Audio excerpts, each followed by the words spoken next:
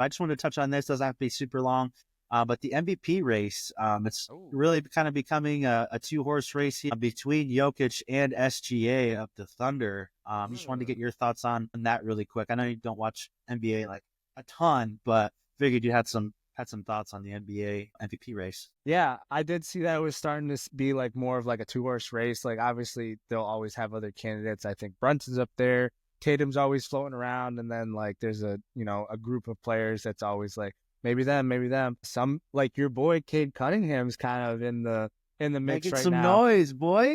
Again, this isn't in the doc, and we can talk about it after I kind of give my MVP spiel, I guess. But like they just beat the Celtics by 20 last night. Like They're on they're like a 8-game win streak right now. 8 game win streak. Detroit Pistons, bro. They're rolling, dude. They're rolling. But no, yeah, like you said, it's definitely a two horse race. I mean, like Shea's averaging over 30, having a really solid, and obviously number one in the West. The OKC Thunder is your OKC Thunder. It'll be interesting to see what they do the rest of the season. I don't see them.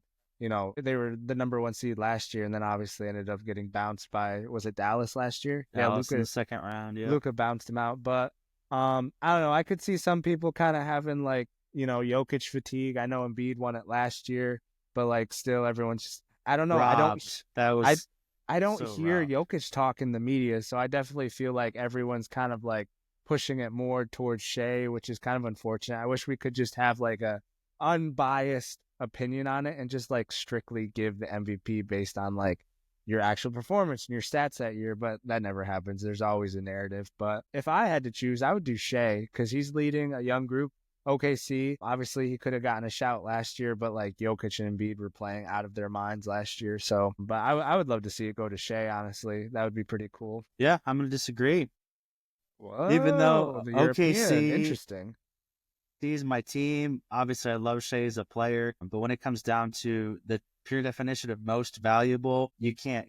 I mean, it's Jokic all the way. Like the free throw, I guess you could call it narrative, but the free throw point that everybody that wants to lean on the side of Jokic is one, honestly, that's very valid. Like on any Yeah. given night, Shea's free throws could be half of his points. Like, yeah, he's averaging 28, True. 30 points, whatever, but oftentimes he'll get at least 10, 12, 15 free throws a night, which is crazy. And he does foul bait. So that's just me being True. objective. Obviously a huge Thunder fan, but I would love to see him get it. That'd be awesome. The first Mm, MVP since Westbrook in like 2017 or something.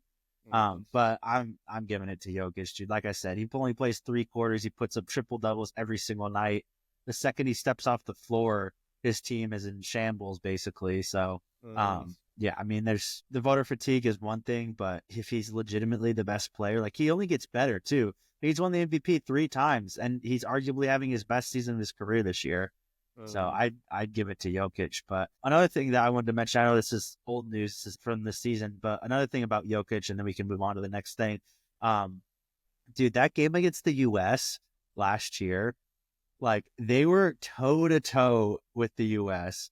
Like all those all stars, all those first team all pros, like all the dude, the Avengers, the absolute Avengers, Yeah. toe to toe with those boys. And then he stepped off the court for 2 minutes, and that's where they got their lead. And then they obviously never looked back. And like everybody like hypes up, like there's a documentary out by the US now for like the Netflix documentary, and like rightfully so, whatever.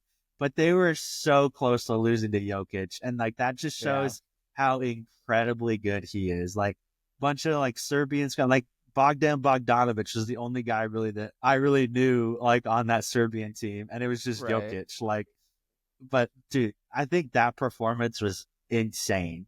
I don't know if you remember that or watched that, but I was like, this man is just on a different level, different level. So Yeah, if they had anybody that was a little more competent than what the guy you just said, Bogdan, Bogdan Bogdanovic, holy yeah, cow! Like I said, tongue dude, tied he was dyslexic talking just doesn't trash, work. bro. He was going like Holy three to his cow, dude! dome and Yeah, he was everything. hitting the mellow with mellow right there. I like.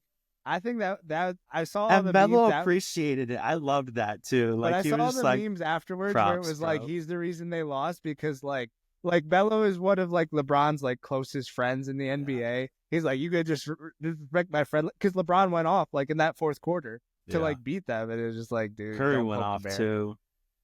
Dude, Curry went nuclear. I rewatch the finals of that Olympic gold medal game like every month because that's like, dude, we're gonna tell our kids about that performance for sure. Yeah. Crazy. But anyway, I'd give it to Jokic. Just to conclude that part here.